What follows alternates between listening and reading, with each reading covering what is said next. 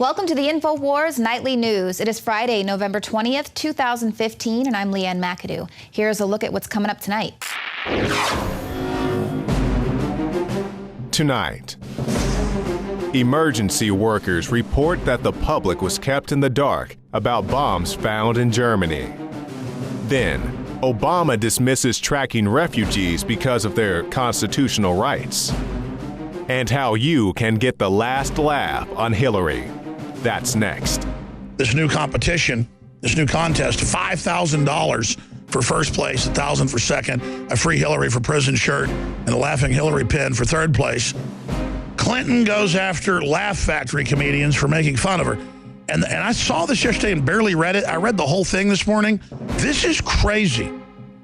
Official Democrats are saying, we will put you out of business like it's New York mob or something, and are going to break your legs. And, of course, George Carlin criticized presidents, Republican and Democrat, you name it, Jim Carrey. But, I mean, they all came out of the Laugh Factory. Jerry Stein. Clean, pure drinking water. You can't survive without it. But where do you get it? Alexa Pure Pro is a brand new, groundbreaking, gravity-fed water filtration system that is like no other. The Alexa Pure Pro transforms water from virtually any fresh source into clean, healthy drinking water, pairing the unprecedented superfiltration power of an all-new gravity block core with a hybrid chromatic shell. It removes up to 99.999% of impurities, including bacteria, viruses, fluoride, disinfectants, volatile organic contaminants, and hormones. Filter capacity up to 5,000 gallons. Stainless steel construction. Easy assembly. Low maintenance. Replacement filters are simple to install. And now, as part of an exclusive limited time introductory offer, you can save $20 off the retail price and get free shipping. This is a limited time offer, so order your unit today and receive free shipping and $20 off. Go to InfoWarsStore.com or call 888-253-3139. In the wake of the Paris attacks, we have seen German authorities scrambling to silence critics of this refugee crisis. They're saying, you know, we're going to be bringing in even more refugees. We've seen the German police covering up instances of rape and other crimes involving migrants who've been flooding into the country via this wave of refugees. Well, now we're learning that German authorities may have covered up a potential terror attack at a soccer stadium earlier this week. Explosives were found during an attempted terror attack at a German soccer stadium on November 17th, but German authorities covered it all up according to an eyewitness who was told to keep quiet about what he saw. A paramedic saw an explosive device in an ambulance before the Germany versus Netherlands game, which was canceled after French intelligence told German authorities about the impending attack involving several bombs. Authorities later claimed no explosives were found, but the paramedic says he witnessed the bomb and was ordered not to talk about it after special forces arrived on the scene. 3 police officers were also reportedly disciplined for leaking information about the alleged discovery of the bombs. German authorities may have decided to conceal the fact that the explosives were found in order to prevent a panic amongst the fans who had gathered around the stadium before the match, and also to protect German Chancellor Angela Merkel, who has opened the borders for Middle Eastern migrants to flood the country, including ISIS. This is Kit Daniels with InfoWars.com, and you can find out more at InfoWars.com and PrisonPlanet.tv. And another deadly terrorist attack took place today, this time in Mali. The assault began about 7 a.m. when several jihadists exited at least one vehicle that had diplomatic license plates. They were armed with AK-47s and grenades, and they stormed a luxury hotel with guns firing. Islamic extremists armed with guns and throwing grenades stormed a luxury hotel in Mali Friday morning. Hostages were taken and at least 27 people have been killed. Senior officials say the jihadists stormed the building chanting Allah Akbar, while some hostages claim they were freed only after reciting verses from the Quran. Fears remain that the attack in Bamako may be linked or inspired by the Paris attack, where French nationals were targeted for the government's decision to carry out airstrikes against ISIS. Mali is a former colony of France, and they've been battling several terror groups for years. A French military operation in Mali in 2013 against Islamic extremists in the northern half of the country was the first of several foreign interventions that President Francois Hollande has launched as president. Troops from the UN, the United States, and France have already been sent to Mali to support security forces there on the ground. Read more on this developing story at InfoWars.com. So we're definitely seeing the swiftness of the military response from the West. Now, Malian soldiers and UN troops had the hotel surrounded, and as of 4 p.m. Eastern, the attack on the Mali hotel was over. Now, the Radisson chain said that as many as 170 people were inside the hotel when this attack began, and the attack came as the hotel was hosting diplomatic delegations. They were working on a peace process in the landlocked country, which has been struggling with Islamic extremism from several different groups since at least 2012. Now, as of now, the U.S. has been shielded from these type of attacks from jihadists, but of course that could all be changing soon as we are beginning to see the rise in Islamic extremism making its way to the West. Now, we're being told that the vetting process for any of the refugees coming in, it's all under control. The Department of Homeland Security says we're going to be tracking all of them. Well, you know what? That might all be a little too late, because now we have the FBI Director James Comey coming out and saying that Islamic State is now virtually in every state here in the U.S. In July, Comey said, "This is the new normal," after announcing the arrests of 10 people believed linked to Islamic State plots, including some suspected of planning attacks to coincide with the July 4th holiday. And there were many other attacks that really aren't thwarted attacks that really aren't being reported in the mainstream media. And of course, Comey coming out saying this is the new normal means that we're going to be ramping up the surveillance state. Now, you'll recall earlier this week, we reported about a Syrian refugee who went missing in Louisiana. Now, he was in the process of being resettled into the Baton Rouge area, and he went missing. And the charity that was helping him to resettle said, you know, we're not involved. It's not our job to track him. And Louisiana state officials heard about this missing Syrian refugee from the media, not from the Obama administration.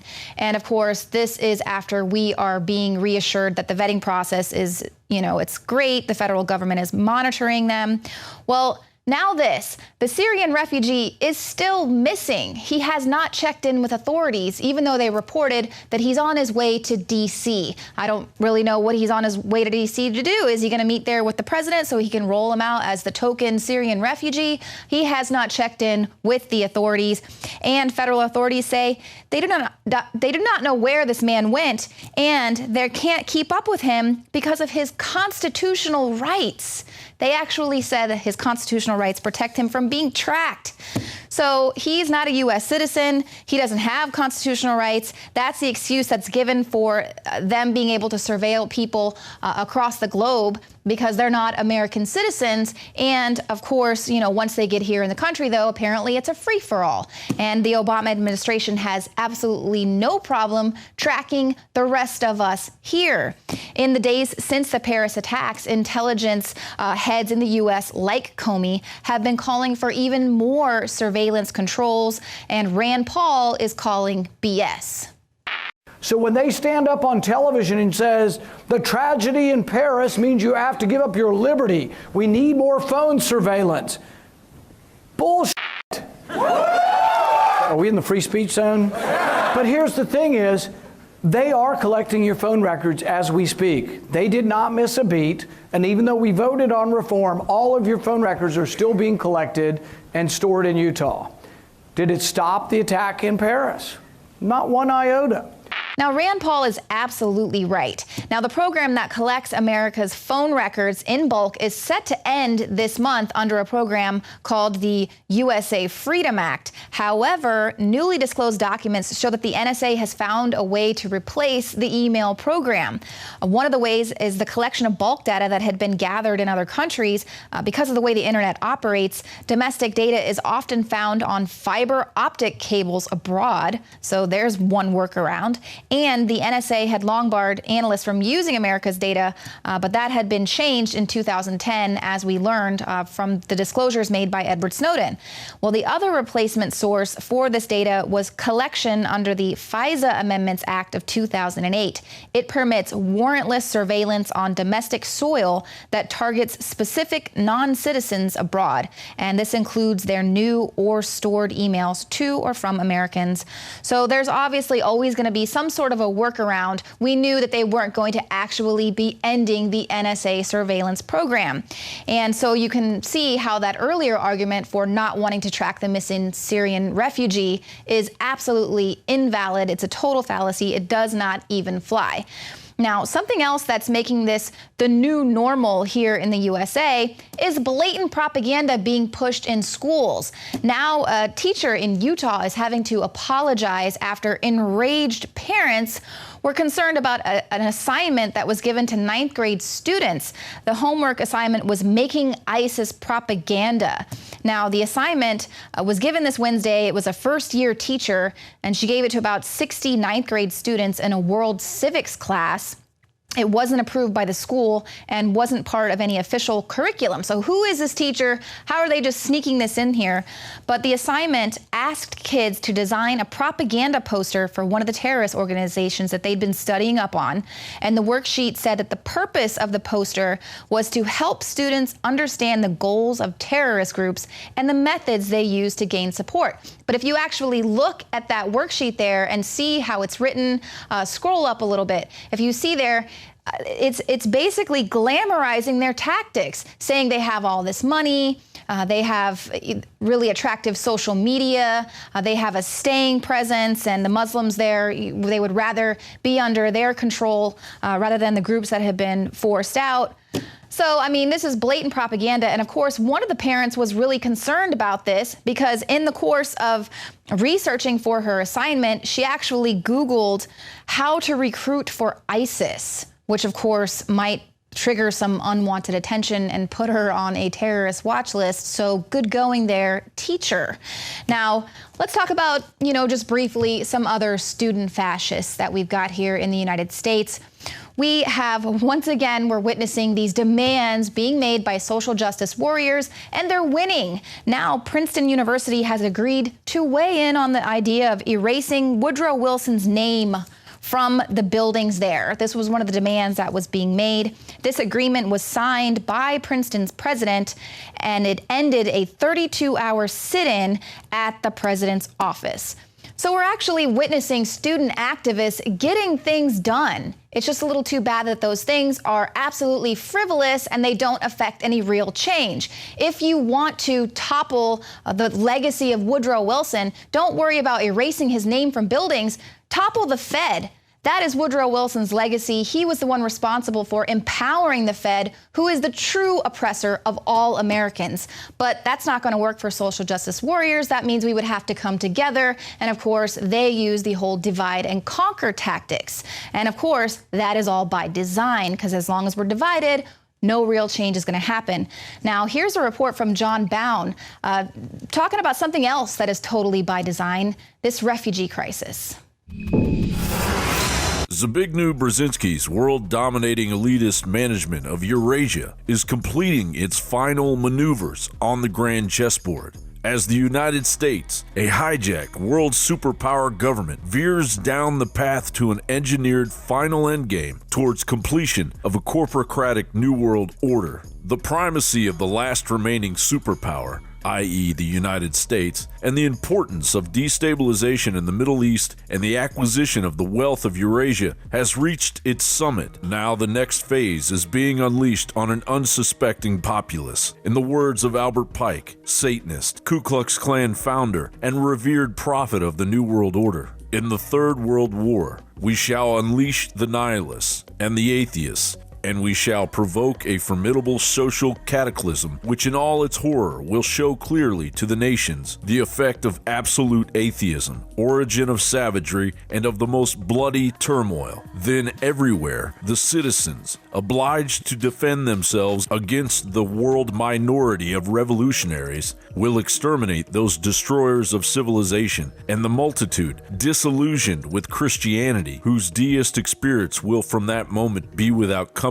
or direction, anxious for an ideal, but without knowing where to render its adoration, will receive the true light through the universal manifestation of the pure doctrine of Lucifer, brought finally out in the public view. This manifestation will result from the general reactionary movement, which will follow the destruction of